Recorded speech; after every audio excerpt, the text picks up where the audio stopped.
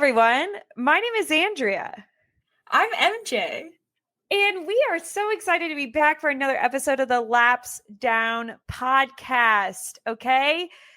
We have to admit, this is our second time doing this. Riverside is having some technical difficulties, which is what we used to film our podcast, and everything went wrong. And this is not the week things can go wrong because we have very exciting news. Okay. Do you guys want to know what the exciting news is? I can hardly hold it in. Oh, I do. You want to know? I'd like to know. Okay, I'm glad you want to know. So we are so excited to announce that this is our first episode that's going to be under the ATYL, Above the Yellow Line Media umbrella. Okay, we are so excited to be joining their team. If you're not familiar at all with ATYL Media, Taylor Kitchen is an amazing content creator who has done her own motorsports, mainly NASCAR content for quite a while. And she started taking other content creators under this umbrella of ATYL Media to talk about other motorsports. And we are excited to be joining in the capacity of, doing some IndyCar coverage and also just kind of generally having our show fall under their media umbrella. We're still going to be in the same place. We're still going to be on the same Spotify and Apple and YouTube and everything, but we will have some additional content going up literally this coming week. We're going to have our first video going up on their YouTube channel, all about IndyCar. And I guess, do you have anything to say about this exciting announcement, MJ? I'm very excited. If you guys have followed us since the beginning, I guess. It's the dawn of Laps Down. The dawn of time. We're pretty new NASCAR fans. And so Taylor Kitchen was one of the creators that we kind of latched onto when she when we first got into NASCAR. So it's very exciting that this opportunity kind of comes around in its full circle, and we're going to be talking about mostly IndyCar. But yeah, I'm very excited. Yeah. And so be sure to check out their YouTube. I'll put it in the show notes that will have this upcoming video that we'll be making for them. They also have other content creators who do some really great stuff for F1 and obviously NASCAR and Xfinity. And they also kind of cover some more niche motorsports that me and MJ have not dipped our toe into nearly as much as they have yet. Yeah. So they do some, short track racing, dirt racing. I think they have Cars Tour folk. I don't know. They know their racing. Sim racing. They definitely are all in on motorsports in ways that we are not. So it might even be some new content creators that you would be introduced to through their channel that you will fall in love with. And that's the hope. So hopefully we can bring a new audience to Laps Down. If this is your first time watching one of our shows because you found out via the announcement that's incoming on the ATYL Media pages, welcome. We don't normally have technical difficulties. It's kind of new for us. We're kind of a very professional production, I promise. And thanks for stopping by. We cover mainly F1, IndyCar, and NASCAR on this podcast, which is exactly what we plan on doing today, MJ, because we had an F1 race. How exciting. So exciting. I think when we first recorded this, you said you were going to give this race a what out of 5? What was your rating of how much fun you had? A 3.5 out of 5. That's pretty good for MJ with a rating for an F1 race. Overall, I think people are going to walk away being entertained. I wouldn't say the entirety of the race was entertaining, but I think overall it's that was, it was a decent race. We got some good racing. What more could we ask for, Yeah, no, that's exactly. Austria was kind of your introduction to F1, but unfortunately it's kind of lost its way. It used to be a big track limits race and it's not anymore. I think we've told the story before on the pod, but yeah, you accidentally started watching F1 from this race. Do you think if this was their first F1 race they've ever watched, would they stick around? Because we have the F1 movie. So maybe this is the first time people are watching a race.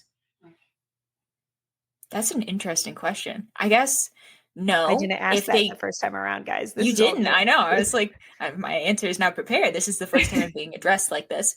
Well, I guess it would depend what they were coming into F1 for. If they were coming in for the crashes, maybe not. However, I think if they stuck around and watched the F2 race, then they might be more intrigued in F2 after watching the F1 movie. No spoilers. I haven't seen it, so I don't know if legally I can spoil it. I don't know how the rules work. Is it spoiled if you just saw a TikTok about it, though? I think everyone knows that it's a big crashy movie. crashy. Yeah, it's a little crashy. It's crashy. I agree. The F2 race was kind of crazy. I don't know. I think that there was definitely like the drama that a F1 movie fan might be expecting. A little bit. I think there was like some teammate fighting. There was like just one whole team wasn't even there. They DNF both cars. We had like a crash. We had the current reigning world champion out on the first lap. I mean, lots of stuff. I think Sonny Hayes would be proud. Wow. I think so. Okay. Too. Well, let's get into it. So the weekend started with free practice. This free practice one, this is the second time recording it, and I still haven't Googled the name of the kid who went in for Charles Leclerc in free practice one. They had a rookie driving in free practice for Ferrari and McLaren. Lovely young man for Ferrari, and his name is Dino Beginovich.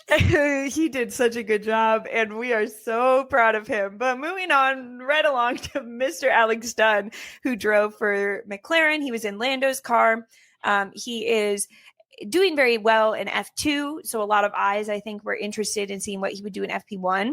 And I think he confirmed exactly what we all believed. The McLaren, good car. It does all the things you want a car to do. Drivable car. Hell yeah.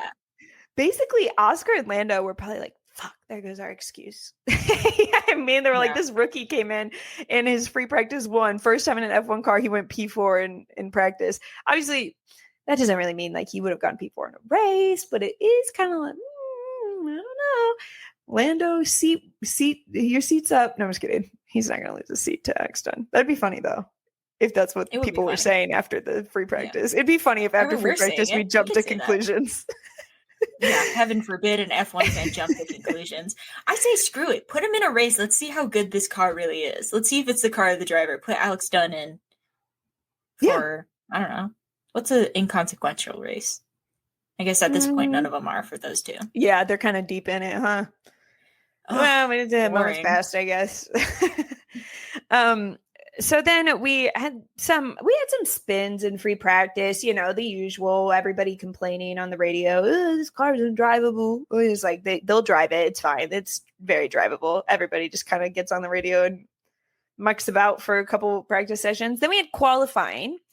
Some exciting stories from qualifying. We had Gabriel Bortoleto in Q3 for the first time.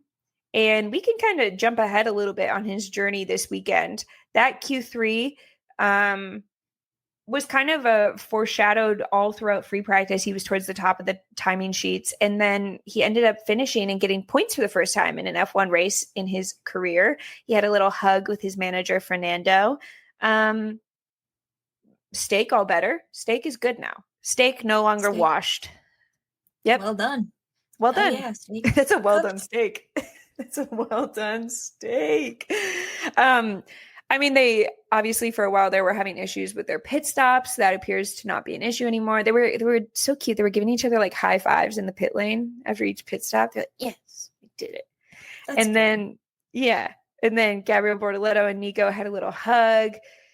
Nico's been doing pretty well the last couple weekends. Gabriel Bortoleto just is able to put it together for the first time for himself and get points. What are your thoughts on Steak? I hope it's only up from here. I don't know. They're doing much better than they did last year, but I still think it's too early to be like, they'll be fine when they become Audi next year. It's like, well, yeah. I mean, I don't know if they're like fine. I think like sometimes they're like good, but I don't know if they're, but once again, they've had such an increase from last year, but also it's like last year, it's like they legally couldn't have gotten any worse. Legally, they couldn't have. Legally. They were like not quite meeting minimum speed last year. So it was like, they were worried. They were worried for a little bit there. I don't know. I'm so bummed though, thinking about it. I know we talked about it last week. I'm just like, why couldn't we have given this car to Valtteri Bottas and Zhou Guanyu for just like a couple races? Like, why couldn't they have been part of the fun? Yeah, that does kind of suck. Although We did get Zhou Guanyu points last year to be in that. Zoinks. Yeah. So maybe that does say something. I don't know about what. She's unsure what it's saying or who it's saying it to. I hear it saying something. It's just kind of mumbling, so I'm not quite sure what it's saying, but definitely it is speaking. Keep your eye on this space. We also had a spin in Q3 by Pierre Gasly, and it ended up making it so Max and Oscar couldn't do their final lap.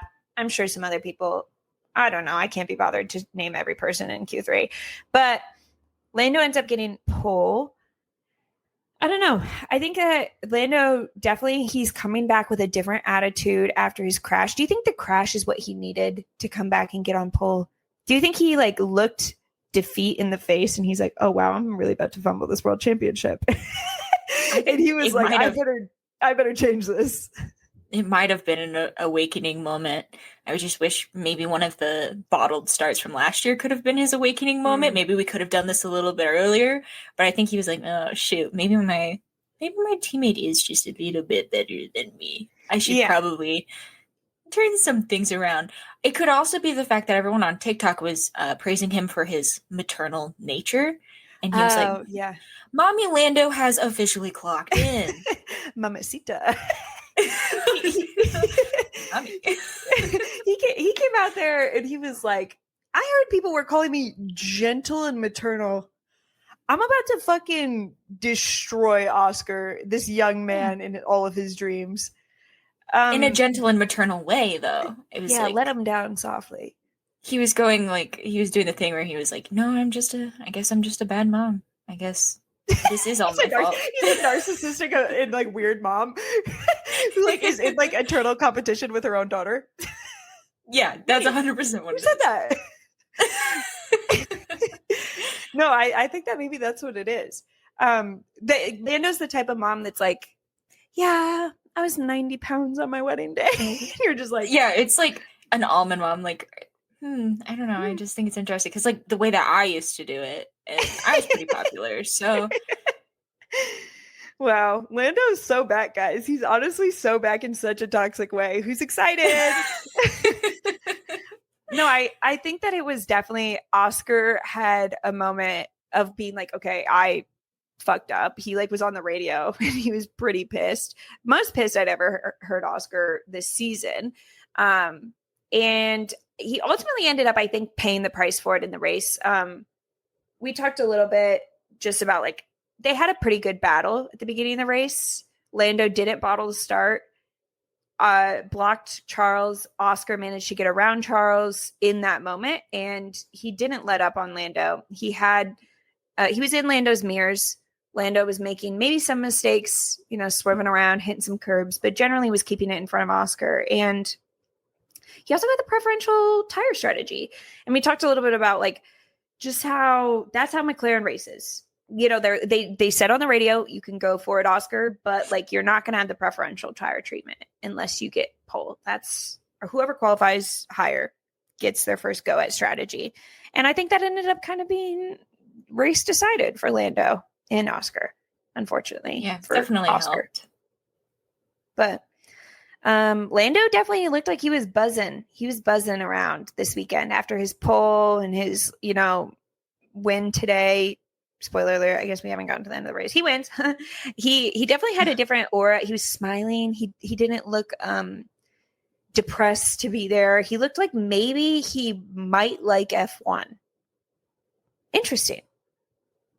Good for him. He definitely had that attitude this weekend. I was like, oh, okay. He likes it here. Oh, hell yeah.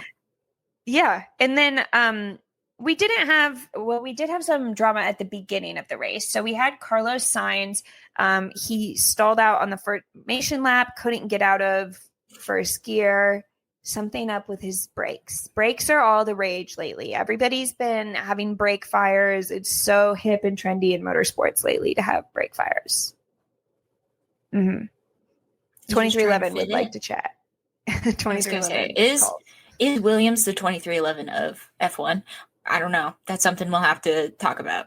I think Williams is far better than 2311 this year. I have more hope than for one of them, and it's Williams. We also on the first lap had Kimi Antonelli. He was in P9, did not have a great qualifying, and he was stuck in the muck of traffic on the first lap. Some folks braked a little early in front of him, and he tried to avoid, ended up blocking up, hit Max. And Max was pretty at peace with it. What's up with Max? Is he a changed man? Is he at peace with defeat? Do you think he's just like accepted what's coming his way? I think he is so like beyond over what is happening at Red Bull that he's like, you know what? Yeah, might as well. Why don't we park it? That's a good idea. I thought like he did say on the radio like, oh, a bunch of idiots or whatever, but like he didn't have the same oomph that he didn't seem committed to it. And I don't know, maybe it's because GP was not his engineer this weekend because he was away and he had like a replacement engineer. I expected more spunk from him out of the radio. And then we ended up having him get out of the car. Kimmy's trying to explain himself. And he just like, it's like, it's really not that deep. It's fine. Just like, it's all right, Kimmy. It's going to be okay. We're going to get through this. Who has more maternal instincts, Max or Lando? See, now that's a conversation I think needs to be had because we're putting all these terms on Lando. If we're going to throw the word maternal around. I'm seeing Max walking the walk. I mean, he's Mother Goose. You know, he has like 6 little gooselings behind him, all in varying rookie form. He gave Gabby a tow in qualifying. He said, I already had bailed out of my lap. I was going to just help a kid out. It's pretty maternal. There's a lot of mommies on the grid. Hey guys, tag in the comments who you think is the best mommy on that one. Don't do that. Most mature. No, do it. Let me know. Let me know who you think is the most maternal of this group. You can do like polls on Spotify. This week the poll is gonna be just like who's more mommy? Mommy. Who's more mommy? God. I hope you guys are on TikTok so you know what we're referencing. There was like a TikTok trend where a girl was like, do you actually dislike Lando Norris, or is it just because? And then she listed a bunch of like characteristics she applies. She said Lando. She said he's like he has feminine characteristics and is more maternal and gentle. Yeah. And that's upsetting to people because they don't think a champion should be able to have those characteristics. And I said they were like alarmingly, it was a crazy take. But that's the joke we're making is the maternal thing, because I think that's really funny to be like, I just don't like him because he's like giving mother. He's so slay the boots down house mother. It's just like, you don't get it. You don't get him. You guys just don't get him like us.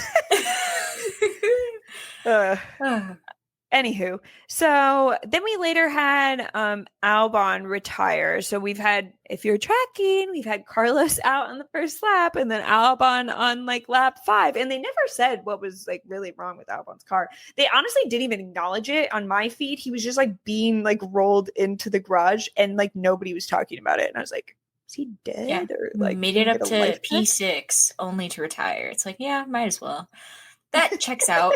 I like that. I do appreciate when Williams is consistent over the weekend. Like, I don't like it when it's like Carlos is out and then you've got Alex Albon having like the drive of his life, because then it makes all the Carlos fans sad. It bums and that's annoying to me.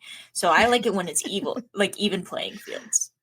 Okay. No, I like it too, because I don't like to accept that Carlos is maybe not doing well. So it makes me feel better when they're out together. Yeah, because then you can be like, no, it's Williams' issue. And it's just like, well, I think it's a camaraderie that we like deserve as Williams fans, to be able to point the finger at James Vowles. No. Yeah. I have so many. I posted something on TikTok this week where I made a joke about, I went from glazing James Vowles to him dropping my favorite driver. And just the amount of Carlos fans who are in my comments that are just like, I don't think James can do any wrong. I was like, okay, yeah, no, for sure. Anyways, let's see how he does this weekend. I think that they are blinded potentially by the maternal characteristics of James Vowles. I think that, like, Carlos fans, I can speak for a good chunk of us here and just say, like, the car might be garbage. And it might be James Bowles' fault a little bit. They really have so many technical and mechanical issues that no other team is facing. It starts to feel like, do they know how to put a car together? Like, I've only seen in my short time of watching F1, I've only seen one car where the entire side of it explodes by just going down the straight. Starting to think they don't really know how to put the car together with love. Well, it's because they're so focused on 2026. It's just 2026. They're going to come out swinging. Darn regulations. They're going to save everything. They said, forget about 2023. Forget about 2024. Forget about 2025. It's all 2026. So that's where it's happening. I guess we'll revisit this conversation in a year's time. Super excited. I can't wait when Carlos and Alex are having their own teammate battle, much like Lando and Oscar. Precisely. Yeah. And I'm going to be honest. I'm a Carlos fan. My money would be on Alex. That man's insane. I'm so afraid of him. He's a psycho. I love him to death. Nothing maternal about him. Am I right, ladies? Am I right, ladies? Am I right, ladies? Alex Albon's giving. No, I'm not going to make that joke because. Yeah. So we did have a little battle throughout most of the race between Oscar and Lando, and at the end, it's kind of interrupted by Yuki and Franco just going at it the whole race. I thought it was Pierre because it's always Yuki and Pierre. They had some contact. They just couldn't get out of each other's way. And then they couldn't get out of Oscar's way. Oscar's trying to go around them, and Franco just basically almost makes head-on contact with it, as if he didn't even see him there. Yeah, but kind of what it felt like was no one on his team was like, hey, just so you know, the person in P2 is directly behind you. So try not to run him off into the grass or anything silly. Stay away from that. I think and Franco heard, run him off into the grass. Okay. Sounds good. I got his ass. Yeah, we'll cut that joke. We'll cut that one. Hey, no worries. Yeah, they can all be funny, guys. It's our second time filming it. Did I mention? Okay, some of the funny jokes were in the last take. You guys just won't ever hear them. Damn. Darn rats. So yeah, it's interesting because now Franco, there's Oscar fans in Franco's comments, wanting to square up with him. And I was like, oh, how'd the turntables? That's crazy. Are all the Franco fans too busy being in Yuki's comments? Because all of his comments have been turned off. So yeah, I think that's what's happening. I think that they aren't defending their own territory. You guys got to get back to your territory and defend it against the crazy Oscar Piastri fans. We're friggin' unhinged. Can't stop us. Okay, double stake points, question marks. What did Nico finish? Nico Hulkenberg. How do you say his last name? Hulkenberg. Hulkenberg. Yeah. Double friggin' stake points. Not even 9th and 10th. We're talking 8th and 9th. Okay. We're on the up and up here. That's a well done stake. Wait, he's 6 foot? I just Googled Nico Hulkenberg. I'm learning a lot about him. Wow. 6 foot. Anywho, while we're here, we can also talk about Esteban Ocon, who went from 17th to 10th. Got points. What do you think about that, Madam Haas? Oh, yeah.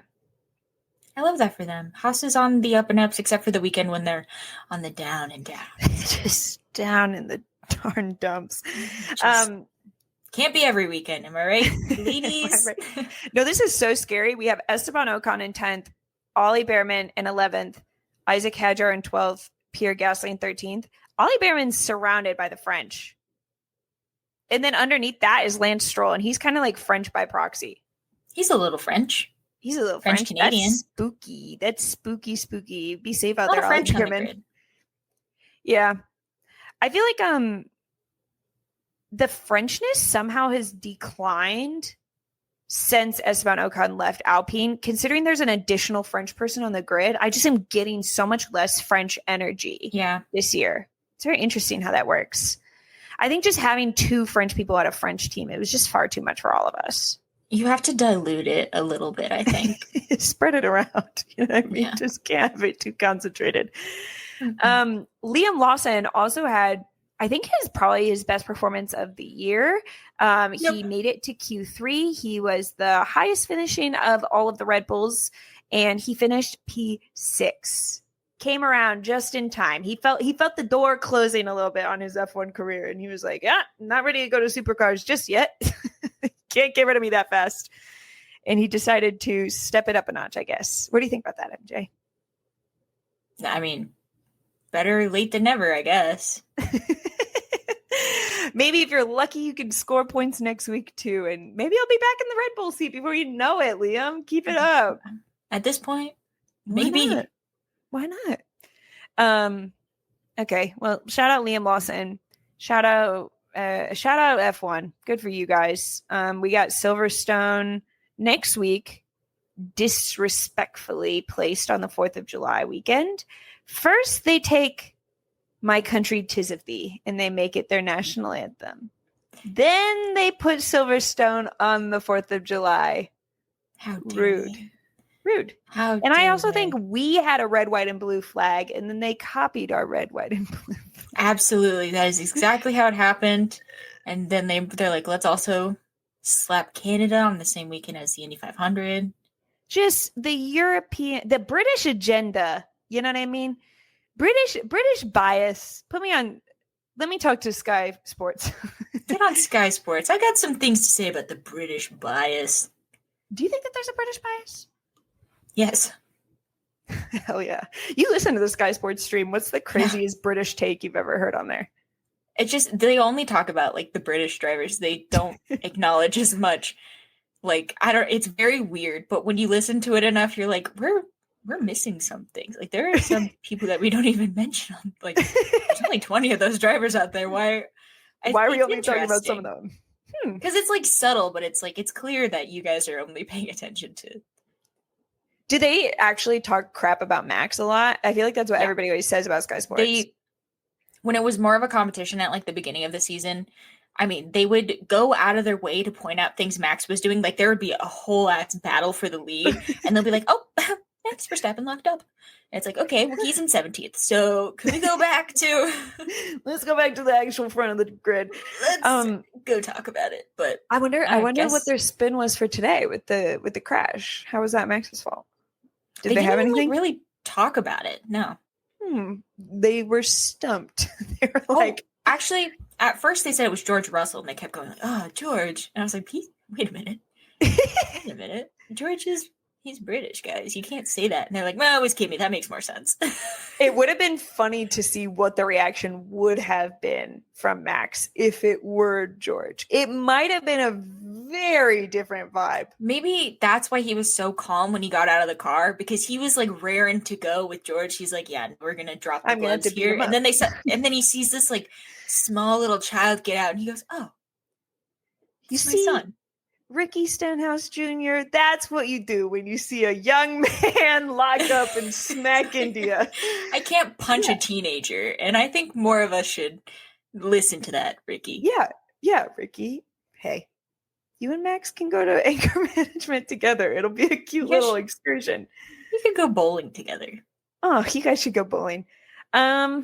Do we want to do the whole joke that we did on the last podcast about Silverstone? Yeah, no, start from the top, and I'll just try to work it in there. Okay. So basically, Silverstone is happening next week, and there's going to be a Lando stand. And they also were talking about how they're going to paint some of the curbs with the fluorescent yellow. And some people were having a British bake-off in TikTok, okay? They were getting mad about who's the most British and why don't they have a Lewis Hamilton stand? And why don't they have a George Russell stand? And you brought up a great point. What about my Ollie Bear stand? Huh? Where is it? I know he's like cosplaying as American, and I have accepted him as one. He is, but I mean, where the Ollie Bear stand would go absolutely nuts. It'd be like a tailgate. He would, after he won, obviously. Yeah. He comes out and stops right in front of the Ollie Bear stand. We're all dressed as bears, obviously. Obviously. And then he goes, "Chuck me a Miller Lite." but in a British accent. And we chuck toss me a Miller Lite, mate. Yeah, and we toss the Miller Lite at him. He shotguns it, gets back, or does not get back in the car, walks his car back to the victory stand. Mm-hmm. Beautiful, frankly. Yeah. Hey, so you're at that stand. I'm in the George Russell stand. I'm generally just complaining about the weather. And like, I just You're just pointing out every time you see a different kind of cloud. So that one's kind of gray over there. Do we think it's going to rain? Yeah. And I'm like, well, I have a raincoat just in case, and also a rain poncho in case somebody else forgot their raincoat. I also have a fan in my purse in case it gets hot, and Tylenol if anybody gets a headache. I also am, prepared. I mean, have you met George Russell? Yeah, that's a good point. He definitely has Tylenol with him wherever he goes. Yeah. And we're not exchanging little bracelets and stuff or whatever you guys are doing in the Lando stand. Okay. We're actually talking about high yield savings accounts. And we're also all sitting, and we've arranged the seating by height so that the taller people are not obstructing the view of those of us who, when we sit down, we have no height because all of our height comes from our legs, and then we can't see over people that are sitting in front of us. It's a very well organized affair, and I generally am having a good time. You wouldn't be able to tell from my face, though. And maybe I make a snarky joke or something, and then I fly home on business class. I mean, that sounds like a delay. I don't know why we're even entertaining the Lewis stand versus Lando stand. I mean, neon yellow versus bear cosplay and Tylenol. Whatever's going on here. Yeah. We're having a great time. Poison. Yeah. We also talked about how Alex Albon is British. Nobody accepts that unless Williams is winning. He's doing well. Yeah. And they're going to potentially have a Thailand GP in the future. Me and MJ would like to be invited. We think that, honestly, you are very like Bear stand coded. I'm very George Russell stand coded.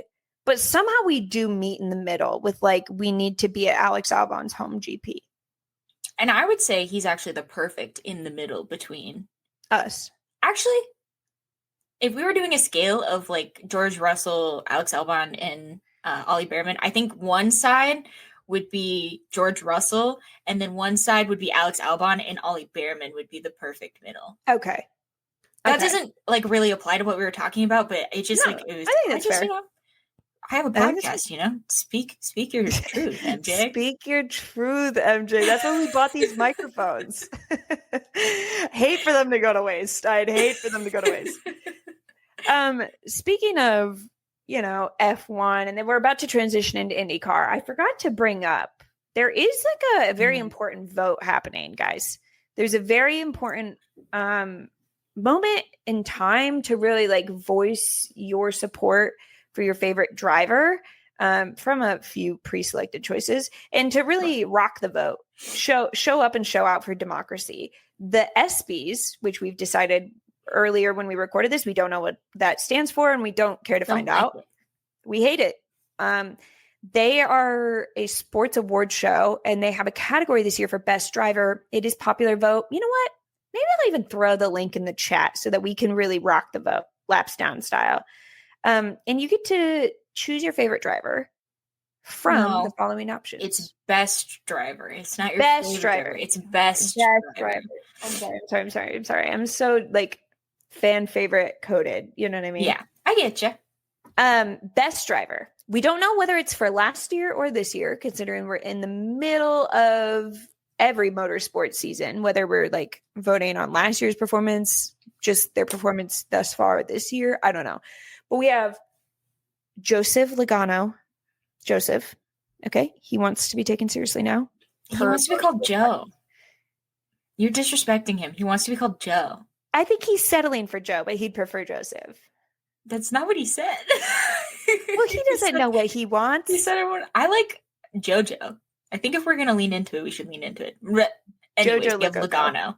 We have Jojo Logano. Joseph Logano. Okay. That's a new one for the new crowd. Okay. Old laps down hit, Joseph Logano to the tune of Copacabana. Anyways, Max Verstappen, Oscar Piastri, and Alex Palou. if you're looking at this from last year's perspective, then the person who maybe is the odd one out is Oscar Piastri. You looked at it as like you thought Joey Logano was the odd one out. Yes, because all it says is best driver. It's not like best driver all around, best driver for forever and always, best driver this season. And so I'm looking at it and I'm going, okay, we've got Alex Palou, who's leading the championship. We've got Oscar Piastri, who's leading the championship. We have Max Verstappen, who isn't leading the championship, but I mean, my God, he is doing something out there. Am I right? And then we have Joey Logano, who has won this year, is like okay in points, but he's not popping off in NASCAR right now, I wouldn't say. I would say he wasn't popping off last year either.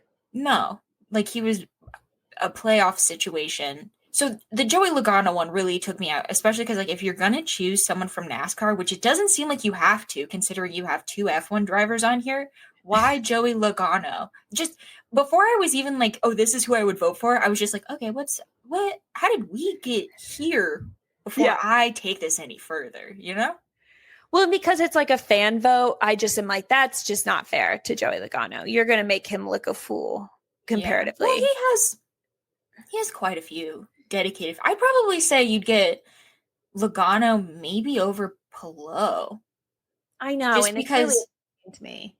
Yeah, I think I don't know if all the IndyCar fans. I think if all the IndyCar fans voted, they would clearly vote for Palou. If we all band together, maybe all 500,000 of us that watch each race, we could maybe make something happen, guys. But I feel like Joey Logano fans would see this and like automatically vote. So I think maybe, I don't know. It's weird. This poll is weird. Yeah. So you've decided you're abstaining from the vote. It's too upsetting to you. Yeah, I just don't know. It would take me so long to figure out. I would have to know more. I'd have to know what this means. I'm not just going to throw around a vote, you know? No, that's good. You have to be an educated voter. Exactly. I feel confident in my decision to vote for Alex Palou. And I am just encouraging anybody out there who maybe has watched any sort of IndyCar, you know what I mean? Like, just don't let him go out down without a fight. You know, submit your vote for Alex Palou if you feel so inclined. Yeah. Who do you think's going to win of these 4? Max Verstappen. You think so? Comparatively to like the other people already are like, Max is one of the best drivers of all time. I don't think anybody's saying that yet about Oscar Piastri. But I feel like I would say that about Alex Palou, but nobody knows who he is.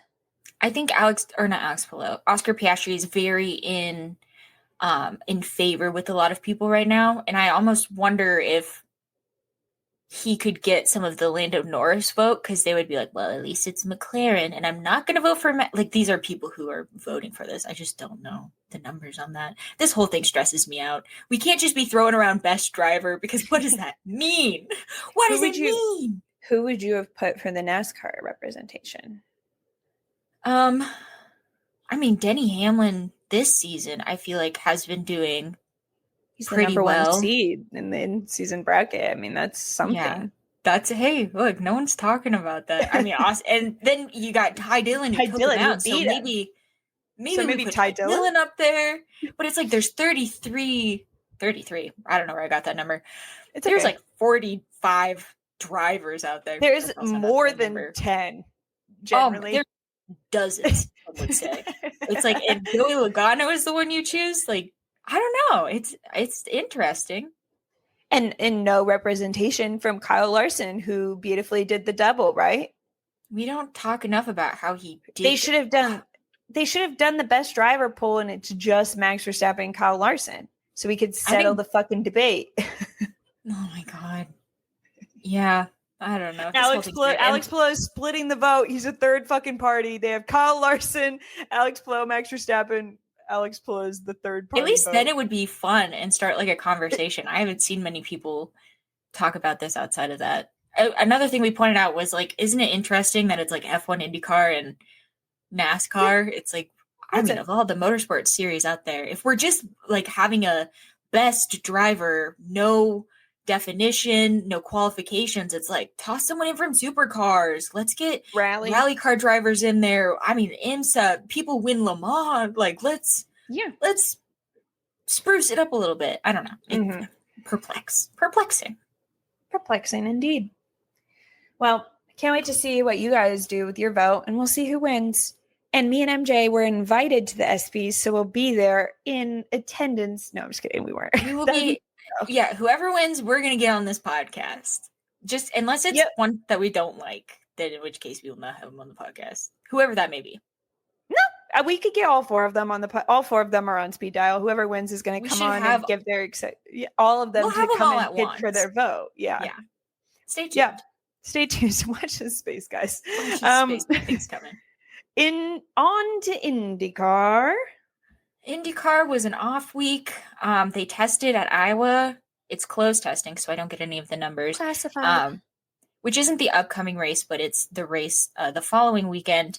Iowa had some issues last year. If you do recall, it was a double race weekend, and it was just like 2 parades, which was super cool, awesome, fun, and exciting.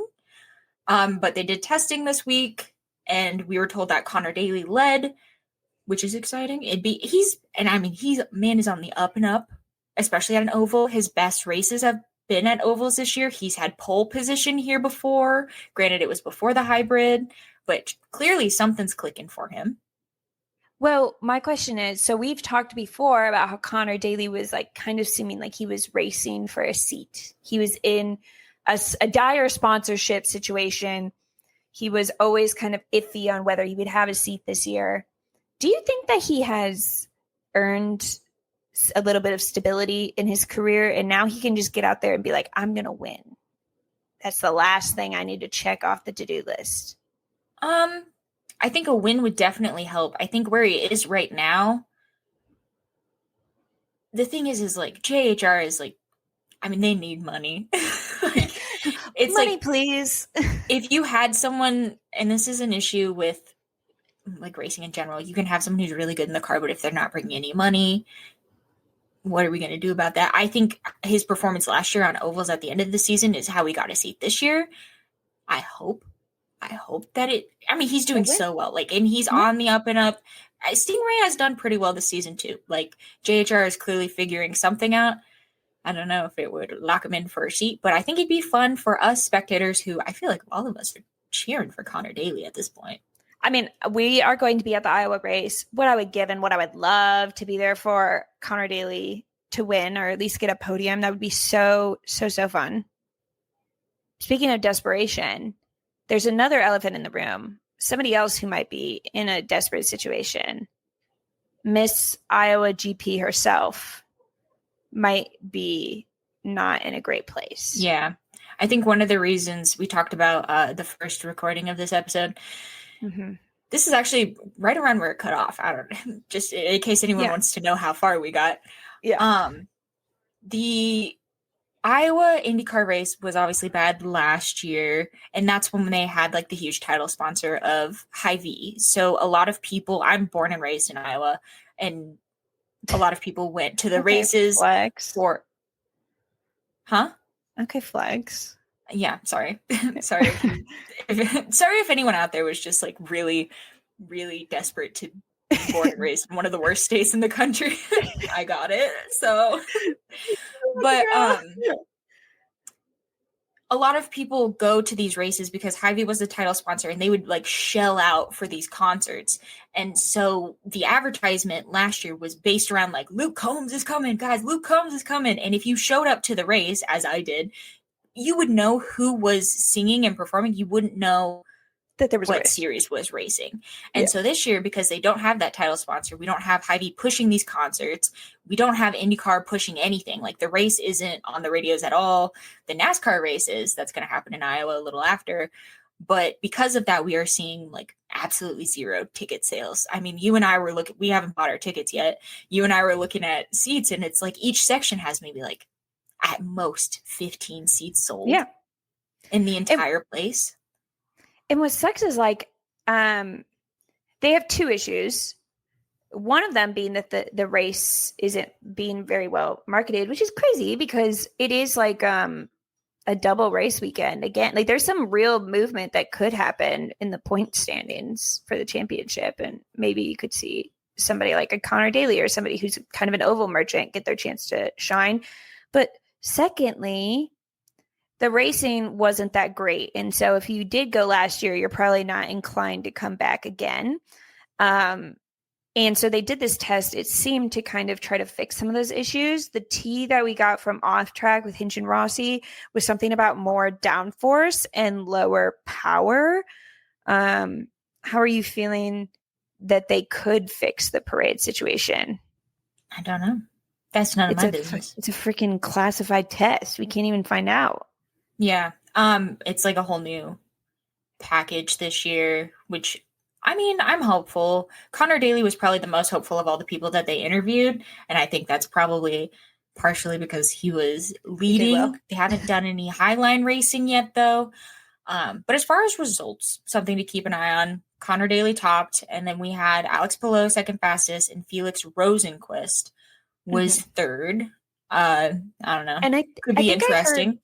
I heard Felix, I think, maybe gave a quote that was also like maybe something did come up this practice and that there could be something.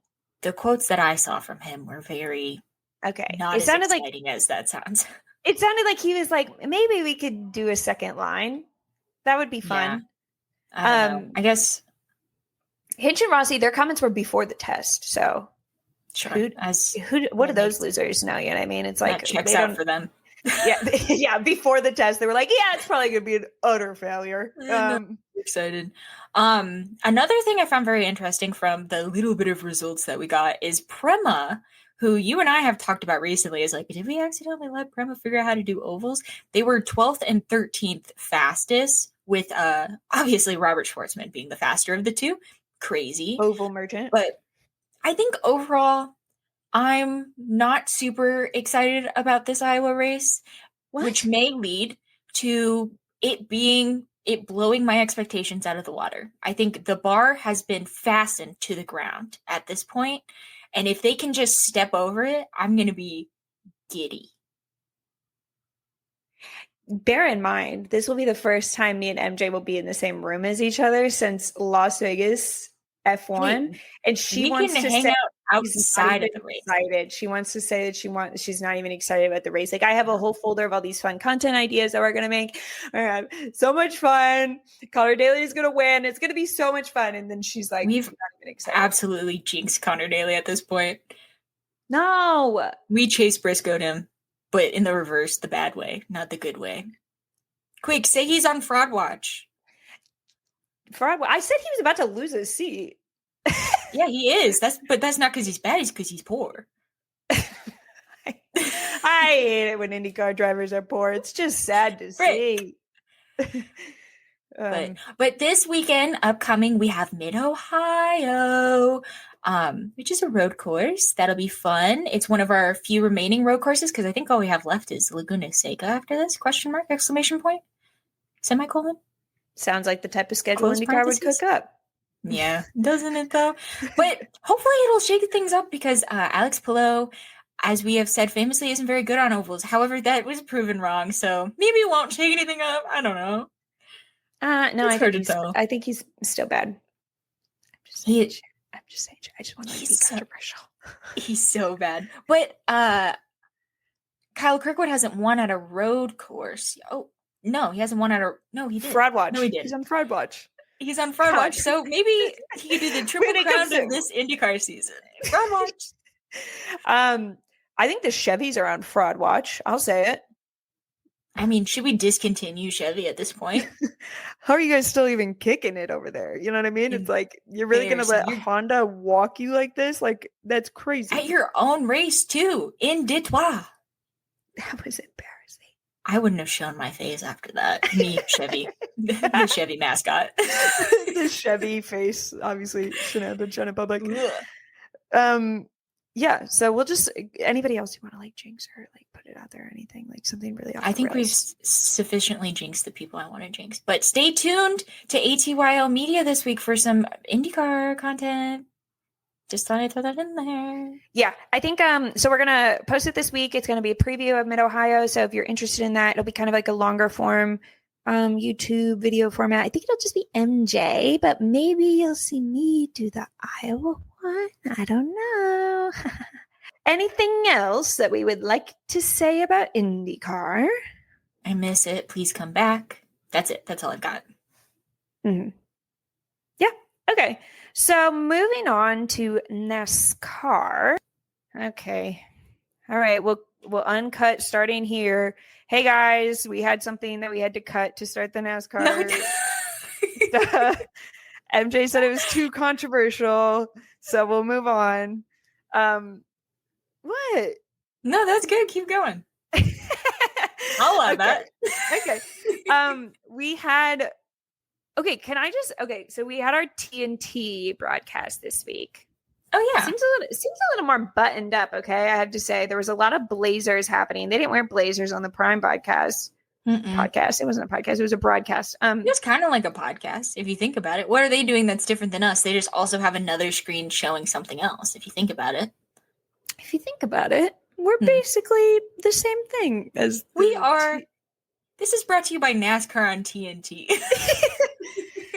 So we had that pre-race show, and a lot of it was about I was surprised at how much conversation was happening around this in-season tournament. I think that they all had us thinking that we weren't going to care about this in-season tournament. And then everybody was chit-chatting about it. In fact, if you guys were unaware, I was. So TNT is like showing the race. And then at the same time on True TV, which I'm assuming must be owned by TNT or something, they were having like an alternative broadcast where they were just talking about the in-season tournament. The entire race. I think they were trying to do it like the NFL does that with the Manning brothers, where they have them just talking about the game the whole time, which is essentially, and I cannot express this enough, what Andrea and I do during the race is we're just on FaceTime talking about the race while it's happening. So like, why not us? This was the first time we watched the race together on FaceTime where like our streams are actually kind of synced up. Normally MJ is like a full 15 seconds ahead of me and she'll be like, you're not going to like what's coming your way. Trigger warning. You're going to hate when it's about to happen. It's so scary when I'm like, MJ, you're not talking to me. What's going on? What's going on? And you're like, yeah, just wait and find out. You're going to hate it. But yeah, it was a lot of hubbub about this in-season tournament. There was like a little trash talking video that they posted on social media that did make me giggle. I can't remember who was up against Chase Briscoe. Oh. Whoever was, okay, who was it? Oh, Noah Gragson. He did make me laugh. It's kind of like last week when Santino Ferrucci made me laugh. It's like, rats. He did make me laugh because he was like trash talking Chase Briscoe for his hairline. He was like, are you about to take this week off to go get your hairline fixed? I was like, damn. That's crazy. Oof. I saw they were doing apparently, I don't know where they were doing it, but they were doing like weigh-ins like you would do like for UFC. And it was Allmendinger versus Michael McDowell. And my thoughts about Michael McDowell is like, that's just a docile creature in my opinion. Yeah. And they were like pretending to like punch each other and like slam they both have like energy drink sponsors on each other's heads. And I mean, Michael McDowell, I was like, he's going to hit him. He's gonna accidentally hit him, but it did give me a little hype because I was like, "Yeah, let's fight. let's all beat up Allmendinger." Who said that? What? No, I thought the trash talk was funny. The drivers were like talking a lot during the like like when they like radio in when they're on the formation lap. They were like talking about the in-season tournament, a lot of conversation about it. You had a suspicion that they were paid to potentially talk about the in-season tournament. I do think it's a little attuned to like their influencer program. It's not called an influencer program, but where they're incentivized to like do appearances and they get paid based off of like what tier of influencing they do. Just the amount that we went from like, nobody I didn't know this in-season bracket was even happening. What do we win from it? We went from like that to like people are mentioning it on the radios after crashes, being like, how's this going to affect the bracket? I'm like, I think maybe if they get mentioned saying this, or if they get shown on the broadcast saying this, that they might get a little some. Which I think would be great for NASCAR, considering we went from people being like, I didn't even know what was happening, to all of us filling out a bracket. I mean, I'm sold. Fill out a bracket. I will say I did fill out a bracket, and then there's no intuitive way to compare your bracket. Like, isn't like with March Madness, normally you like create like a tournament with other people, and then you can like look at each other's brackets and then also get like a points assignment to compare yourself to other. That's not what's happening here. So I was like, I'm here to do the bracket. You guys just don't seem to have the bracket infrastructure in place for what I would like to do. Like that we can't make a little laps down bracket challenge, because I talked a lot of shit and it's really hard for me to keep track of who's kicking my ass right now, you know? Yeah, it's like there's no way to really like confirm our shit talking. No. You know what? You know what I'm going to do actually, because I like want to just like shit talk. I think after we film this, I'm going to put on my story my bracket and then like circle the ones that I did good on, just so everybody can see like just like a lot of circles, and then people will be like, wow, she's really good. She's really good. Speaking of like the influencer program, it was announced that Joey Logano got some sort of paycheck through that influencer program, which I'm like, the season is not over. Some people could still make up some points. Like, why are we assigning money already? I think it's like a halfway point thing, and they'll do it again. So if you guys out there want some money, come on Laps Down. Please come on Laps Down. Please. It'll be fun. We could be worth like a few points at least, I think. Can I say something? Something? Absolutely. it's like I literally have a microphone in my hand. Can I say something? I think that we should get some points for Carson Hocevar for how much we've talked about Carson Hocevar on this podcast. Because I see like a movement happening. I'm going to say it. I see some girly pops like kind of plugged in to Carson Hocevar, and maybe some other people that we've talked about. I've seen some Ryan Blaney conversation happening. I don't know. I think there should be some points there for how many TikTok edits you get. I mean, yeah, I think we contributed at least a little bit. Maybe not a lot, but like for sure there's at least one person who listens to this podcast who doesn't watch NASCAR. He's like, what who the fuck is this person? And then from there, birthed a fan. Mm-hmm. And I do think, like I said, I think you should get points based on TikTok edits. Because like, honestly, like it's not really fair to put these young people up against these old heads like Joey Logano. Because Joey Logano is going on like old head podcasts. Carson is Twitch streaming and getting TikTok edits. That's doing his own influencing. It's just not. I wonder if the Twitch streaming counts. I feel like it should. It should, but I feel like the people that make their own content aren't getting as many points as the people that go on other people's podcasts. Like that was the whole deal with Denny and stuff. Denny doesn't get. Yeah, but Denny doesn't need it. Denny's fine. There's a lot of Denny edits. Yeah. Hamilton ones. There's a lot of Hamilton, like the musical edits of Denny. And how he doesn't have a championship yet. Not to rub it in or anything. Damn, Denny. Damn, Denny. How fun would that be if like we start watching like NASCAR for real? Like we did watch last year, but like this year we're watching for real. And then it's like Denny wins a championship. Can we claim that we influenced that as well? Or yeah. Okay. Yeah, no, that would be us, I think. I think so. I mean, I don't know what else it would be. Okay. We had a crazy national anthem. I don't even know. Can we speak on this or is it just mean? It was just, I mean, but to be fair, rarely do we get a national anthem in one of these races where I'm like, yeah, that seemed right. That was good. So we'll just move right along. Yeah. And then they started getting going. You know what I mean? Some people were making some moves. And then we get a caution for rain. At this time, we were watching the Carson Hocevar onboard. And then you also got, I think, a message from Jeff Gluck's Twitter that Carson, when the yellow flag came out, he was told the position of his teammates, and he responded with, is that where they are intentionally or unintentionally? And I have to say, he's the shadiest queen. Oh my God. The things he says, I'm literally like, that's like RuPaul Drag Race level reads. He's living up to his newfound nickname of the Instigator, I think. Instigator. It was like some TikTok, somebody was like, what's your nickname be? And he was like, oh, I'm like, some people have been calling me the Instigator. And I was like, who's been saying that? Because that's really good. Who is that? Step forward. Funny.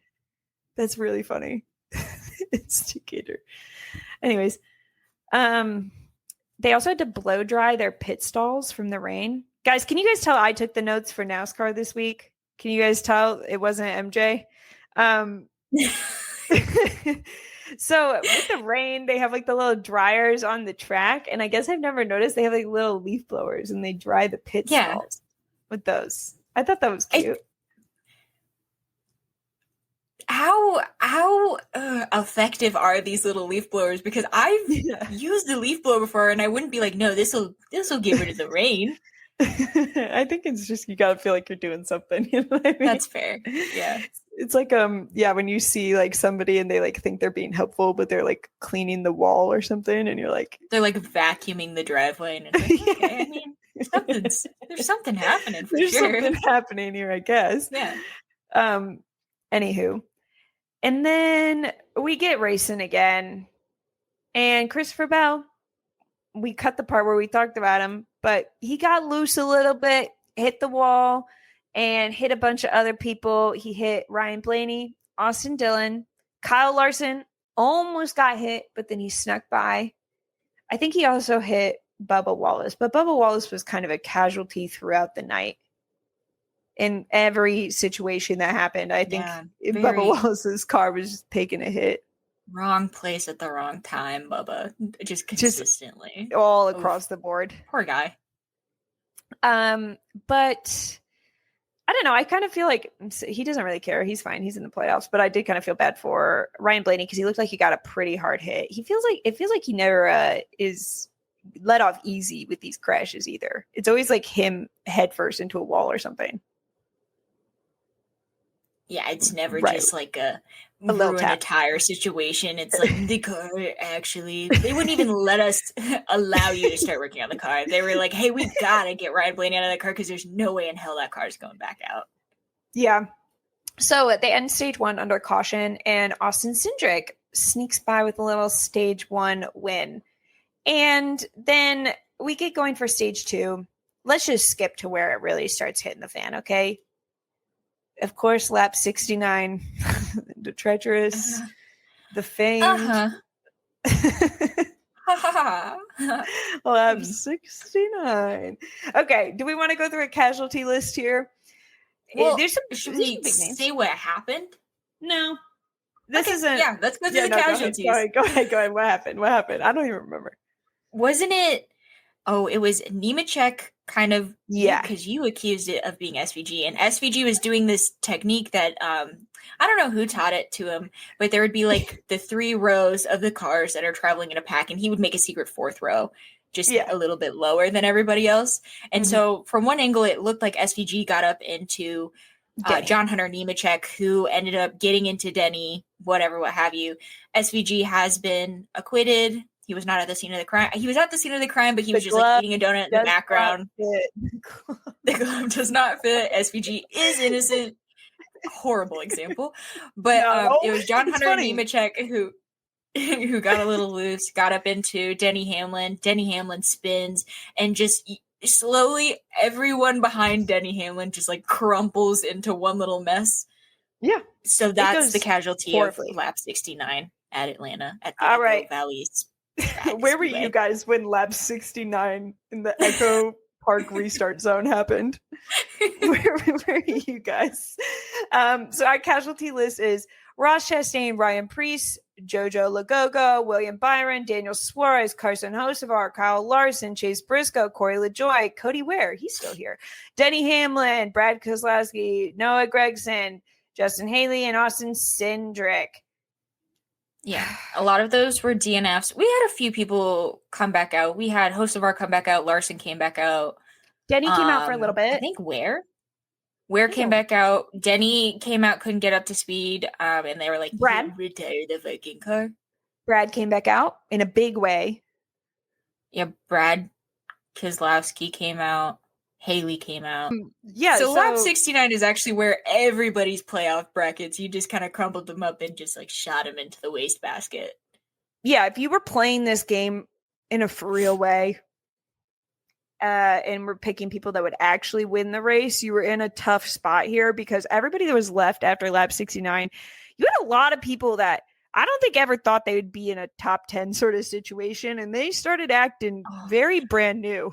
This is where the race got good. I was listening to the teardown and they pointed out that only one of the people who was still out there after this crash, had won. So, I mean, my God, the little guys in the back were like, this is my chance, this is my chance. And it was. Yeah, I mean, and from that point on, I started having a good time. I was scared. I was like, okay, so I was watching the actual broadcast, and then we both had like different driver cams up or whatever. And I feel like I could feel such a sense of urgency in the drivers that normally we do not have in the middle of stage 2. And I was like, why are we going so fucking fast? I was like, guys, slow down out there. Why are we like racing like this right now? It's like we're 100 laps to the end of stage 2. And I was like, this is their only chance, maybe all season. It was so stressful. There was like a bajillion lead changes. Like there was like times where we were going like 4 wide that I was like, we cannot be going 4 wide. Oh, we forgot to mention our favorite part from the beginning of the race, which is Dale Jr. going, don't go 3 wide, Carson. How could I forget? That was my favorite part of the He literally should join our FaceTime. We should have a FaceTime to watch the race together, and it's you, me, and Dale Jr. I think we would get along really well because that's what we said when he went 3 wide. Don't go 3 wide, Carson, no. But yeah, there was a lot of people racing for their life. Okay. There was also just a little note. There was like a guy out there. We think Jeffree Star might have been present at this race. There was somebody with Stay vigilant. There was somebody with the last name Star with 2 R's. Interesting way to spell it. And they didn't tell us once who he was, what he was doing there, what his intentions were. Hopefully they were good ones. I don't know. It was a little unnerving to say the least. And I just was like, there's a high probability that in that car is an influencer known for glittery highlighters. Something to think about. Something to think about. He moved to Montana and then he started watching NASCAR. He's a different person. Okay.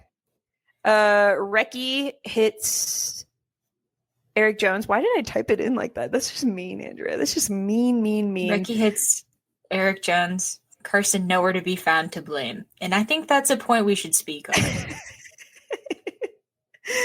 Andrea was mean when she was writing these notes, okay? She just got mean real quick. And then we had, honestly, I feel like we glazed over how insane this was because it was like such a crazy race in so many other ways.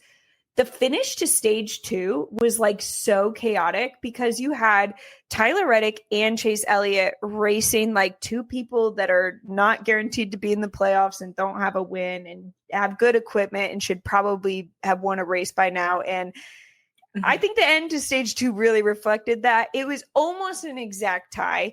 And we were in a tough situation because we had Bob Pocker saying one thing and Jeff Gluck saying another. And it was like really where I think our allegiances came to be tested.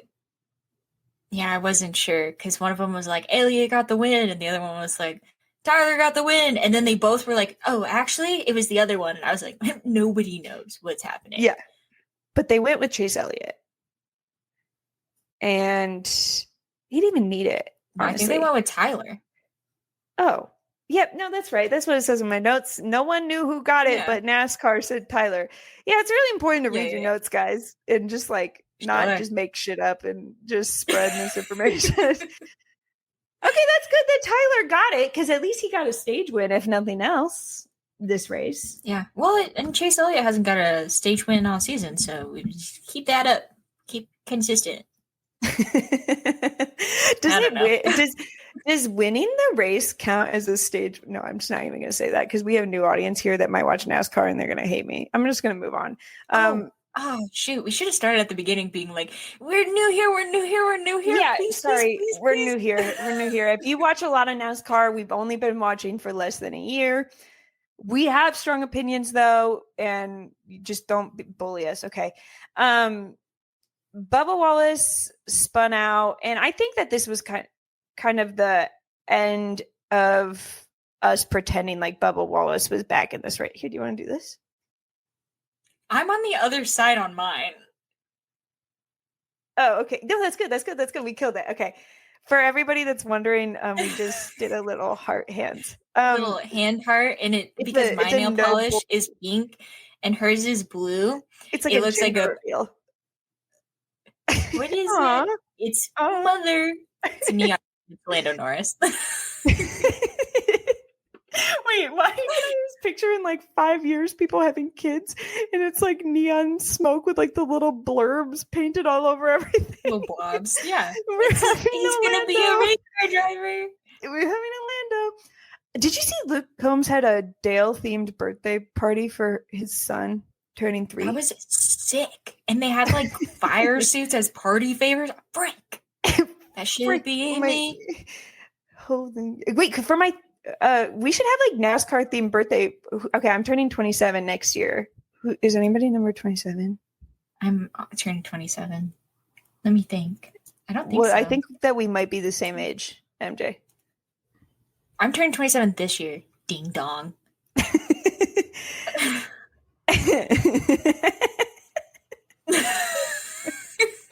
Okay. Okay. It would have to be Kyle Kirkwood. I'm not really seeing any. Yeah, because I'm in my Colton Herta year this year. Yeah. Yeah, me too. Okay, I'm not really seeing anybody for like the next couple years for us. Unless we do IndyCar, in which case we've got 27 and 28. Yeah, no, that's good. Something to hold us over. You know what I mean? But I want a NASCAR themed birthday. Oh. Is there 72? We could just be inverted. Just choose an age. We could be whatever age you want to be. So we have 34 Todd. I can't wait that long. Todd? I don't have to sweeten my delivery for Todd. I'm really like not seeing a lot of people in the 20s. We've already missed our Bubba Wallace year. Oh, what about, isn't Austin? No, he's 3. Yeah, it looks like we're gonna have to wait, and we're like already past it, girl. We're gonna wait till our 40s. Did we age out of NASCAR already? Quick. Actually, I think that they're just not expecting people to watch NASCAR until like their 40s. So I can't wait till maybe the case. Yeah, we can have our Ty Gibbs birthday together. 54. 54. Do you want to do that? Do you want to do a Ty Gibbs party when we turn 54? Yeah, no, pencil me in for that. Do you think Ty Gibbs will still be in the 54 at that time? Yeah, he's got a pretty clinched seat. I think he's good. That's true. Hopefully he'll have a win by then. Fingers crossed. Okay. Mr. Haley has some contact with Ty Dillon, and then he spins out. Ty Dillon, he took that one. You know, he just like was like, that was me. Justin Haley did not have a very calm, cool, and collected response. No, Justin Haley said that Ty Dillon suffers from a lack of talent. That's honestly really, it's a funny prognosis that you diagnosed. That is so mean. Don't you know that he overtook the number 1 seed, Denny Hamlin? Don't you know he beat my favorite driver? Dude, I fucking hate it when Ty Dillon beats my favorite driver. I hate that. I hate it when that happens. I hate that. Can we talking about unconfident delivery? I feel like Ty Dillon definitely could have delivered that a lot more confidently. Oh my god, it was so beautiful because you could see like his face kind of turned, and I was like, he's gonna say something mischievous, isn't he? And then he goes, "Hey, Denny Hamlin fan." No, that's not how he said it. He was like, "Hey, Denny Hamlin fans, I just beat your favorite driver." And then you see him like walk away, and he was like, "I knocked your favorite driver out of the bracket or something." That's not what he said. He said the quote, "I beat your favorite driver," because Denny Hamlin commented and said, "Legend." And so I was like, oh, thank God. I was like, if anyone comes for Ty Dillon after this, I don't think my little heart can handle it. I would go out on a limb and say that people that don't like Denny Hamlin also probably don't like Ty Dillon. I think so. Who would have come for him? They're on the same side. I think someone would have. I feel like Ty Dillon is one of those drivers that I would say is like inconsequential. Like nobody's stressed about him unless he has specifically done something to your driver. Like all the Justin Haley fans are fucking furious. In the comments go, "You suffer from a lack of talent." Guys, don't say that about him. Speaking of suffering from a lack of talent, I feel like they kicked Justin Haley out of the Chili's rotation because I have not seen him in the Ride the Dente in like literally since that one time. And I kind of feel like Chili's like came in and was like, he doesn't have it. He doesn't have the it factor. And now Carson's like the only one. Like, why haven't I seen a Michael McDowell Chili's suit? Michael McDowell doesn't go to Chili's. Let's be honest. That's exactly where the fuck he goes. Where else would he go? No, he goes to like upper echelon, Olive Garden, Fazoli's. Only Italian fast food. He's like, it's fancy. You got to put on nice clothes for Olive Garden. It's a nice place. Yeah. But wear something you can spill a little chicken gnocchi on and not be too beat up about Exactly. You get it.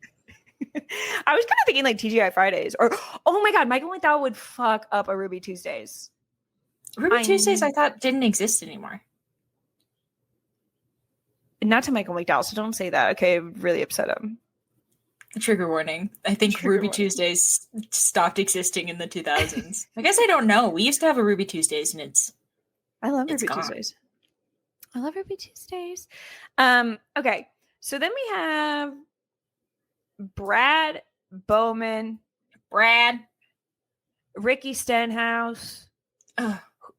All these people just in the thick of it up there. A little bit of Tyler Reddick, a side of Tyler Reddick. It wasn't a convince. After stage 2, I was like a less convinced of a Tyler Reddick winning the race. No, he was running. It sucks because he was like running high for most of it. Managed to avoid all the crashes, but it's like you can't get out front, and that's unfortunately where you must be after stage 2 to win. Like because. And this is something I think maybe unique to NASCAR. You have to cross the finish line first to get the win. Mm-hmm. You really coked with that, MJ. You know what I think it was? I think it was in this weird ass Superman car. I literally kept being like, who is that? Him and Joey Logano were in costumes this week that I did not recognize them in. I literally was like, that's not them. Their cars look too different. I feel like, yeah, everyone had like weird ass cars this week. Yeah, we didn't have the regs. No regs. Anywhere. There was no. We also had ketchup and mustard. No, we had cinnamon toast Chris, which a delight. That was so good. I didn't see a single monster car out there. Where did all those go? That's how you know it's a good race. Where did all those? Was Riley Herbst in a? No, he was in the juice box car. Yeah, there was a moment during the race when he led. Oh yeah, and then he just spun on his own accord. Yeah, and everybody roasted him. And Justin Haley went on the radio, and he said he ran out of talent or whatever. Suffers from a lack of talent. It did. Sometimes those things like do feel comforting. Like after I was like, oh my God, is Riley Herbst going to win before the other 2311 guys do? And then he kind of took care of that. And I was like, oh, this is comfortable. This is familiar. I'm more at home here. That's how I felt about like, oh my God, is Ricky Stenhouse really about to win this race? And then he just like didn't. And that was like so good to see. Like the last like 30, he just decided to stop being out front and just he blended and relegate himself to the back. I appreciated that. What else did we have? Well, okay, we can just skip to the part where Chase Elliott wins the race. Congrats to Chase Elliott. It was a hometown win. I think that's cute. He smiled. He did smile. He got a good run from Alex Bowman, so hopefully that's some good vibes for Alex Bowman. Alex Bowman needs some good vibes. I just, every time they talk about, they're like, Alex Bowman, he's actually performing really well. And it's even better considering he's in excruciating pain down his back and down his right leg. He can barely work out during the week. He has labored breathing. He's not having a good time. And he will tell you he's not having a good time. So the fact that he's even in the car and running this high, I mean, wow, that's amazing. I'm like, retire him. Give him a minute. Give him a break. Put someone else in there. I do think if he had won a race by now, he would have just taken a break for a couple weeks. I agree. I do have to agree not with at that point. Speaking of people that are in back pain, I don't know. I'm just trying to figure out a transition. Right. No, Connor Zillage was there. Connor Zillage was there. Remember? All right. He had the back injury, and then it's like a callback. Okay, a callback. Pain. That's very good. Carry on. Connor Zilich was there for his third Cup start, and he was our best performing Trackhouse car of the week. He ended in P11. And Amazing. I have to say, I think he would have finished better if people were being nice to him. Okay. This is the part of the podcast where we're going to have to be mean. Nobody was being his draft buddy, he said on the radio. He was like, these wrecks keep happening in front of me. Why won't anyone draft with me? Like, I get that I knew, but like, whatever. And I felt kind of bad because I was like, no, if he could, catch a friend, maybe things would have been different. But also, he probably would have been wiped out. So maybe it's a good thing no one wanted. Yeah, maybe keeping his distance was actually his saving grace. Yeah, he was pulling a Carson Hocevar from Daytona strategy. If you guys have been listening for a while, just be so far back that you can come to a complete stop before you reach the wreck, and then drive around it. Scooch on by. Yeah, I mean, Connor is definitely had a more standout performance than his other Cup starts this year. This year, he's been doing a whole lot of just learning. Him and SVG in the back, just learning. They're learning together. Always learning. But I think that is basically the that's what we're getting at with Atlanta. You know, I mean, it was a chase win, good timing for him. I think it was a fun race to watch. I'm glad he won.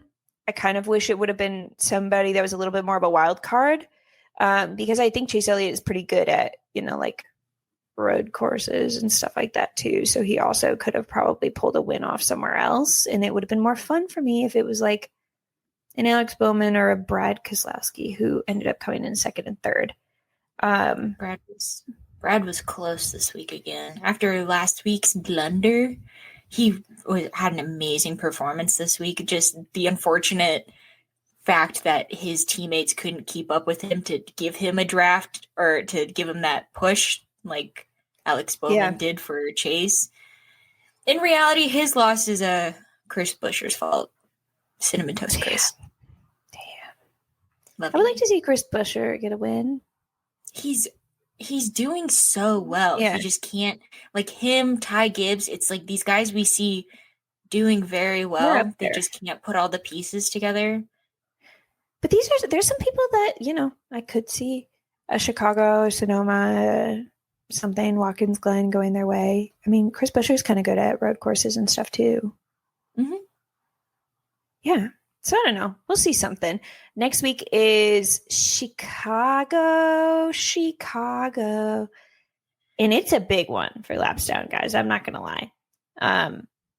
We have SVG going down to Xfinity to teach these kids a lesson. Teach these spoiled brats a lesson. He's hell yeah. He's going to go down there and beat up on Connor Zilich. And then in Xfinity, we have at least one supercars person making an appearance. Yeah, there's a couple in Xfinity and a couple in... There's something in my brain that's not clicking that next weekend is Chicago. So I was like, oh no, I'll do the supercar stuff for the following week. That'll frankly be too late. But we have quite a few supercars drivers just smattered around the NASCAR Chicago race. To try their hand at a little something. They're like, if SVG excited. Can win, maybe me too. We saw an appearance of, is it Will Brown? Is that your fave? Mm-hmm. We saw him went to the Atlanta race. Yeah, he tweeted out that he was like, does anyone want to let me into their tailgate? Can anyone let me hang out with them? Aww. And he found a tailgate to hang out with. Come hang out with us on Laps Down after your first Cup race. Come hang out with us on here. Tell us about it. We'd love to talk about his sim setup. He took some creative liberties with his sim setup, it appears. And it was just like really bad for no reason. And he posted it on Instagram and was like, roast my sim. And everyone's like, why does it look like this? Like, why is your are you so poor? Far away? Like, are you poor? SVG was in the comments roasting him. And I was like, well, it's never good when SVG is roasting you. I don't even know. Do you think SVG even has a sim setup? He just seems like the type that he just like rolls up and he's like, I'll figure it out the old-fashioned way. Crashing. Yeah, I'll get into the car. I'll figure out these ovals just by walking the track at night. Become one with them. He's learning, though. He's learning. Okay. Well, I think, we have one other like random little thing with Formula E. MJ, this is really just like an MJ point. I want to give her a chance to speak on it. The upcoming Formula E rookie test is very important to me, considering Fred Vesti has officially been announced to be doing the upcoming Formula E rookie test, which means they are allowing him to leave the Mercedes F1 sim room. Yeah, big stuff. I like it when they let him out. It's good for him to get some vitamin D, you know? Yeah, I think that he's gonna have to let his eyes adjust a little bit to the sun. But maybe he can drive a Formula E car. And do you think that he's like trying to get a Formula E seat, or do you think he's just like on the list of people that they can call to do this rookie test? I think maybe he's becoming more open to the fact that he may not have a Formula One seat. Yeah. And so here's my hope. He's testing with Andretti. You know what else Andretti? What other kind of team Andretti has? An IndyCar team. My hope is that Andretti is like, we'll keep you in the back pocket just in case. Not that Andretti would be looking for any other drivers. Yeah, I feel like they're set. Except for maybe I could, like, if we got down to it, maybe I could think of one driver that they might have to potentially, I hope Dana's not listening at this point, might potentially be looking elsewhere. But they have their new guy, Dennis. Well, yeah, I mean, if he goes to Andretti, they do. He just has a scholarship to get into IndyCar, but he doesn't have to go to Andretti. Do you know something, MJ? About what? Is he going to go elsewhere? He could. I mean, that happens all the time. Watch this. Well, who did Louis Foster race with last year? I don't fucking know. Okay, I didn't watch Andretti last year. Okay, but like Andretti. If they have a seat open, why wouldn't they take Dennis Hauger? If you like squint, it's like kind of like it looks just like Marcus Ericsson. I think that they might think that they can just slip him in and nobody will notice. Nobody will. Maybe. It won't be upsetting to Dana because it'll be like, well, yeah, we got rid of it, but like, look, we have this other guy. I feel like Dana would be okay if we put Fred Vesti in there. I think she would too, actually. Yeah. She posted a TikTok. She was excited about it. Not that we would. I can't even spell it. You know what I think it is? I know what it is. I think I know what it is. They haven't announced anybody for the Cadillac F1 team. And you think Marcus Ericsson's going to go?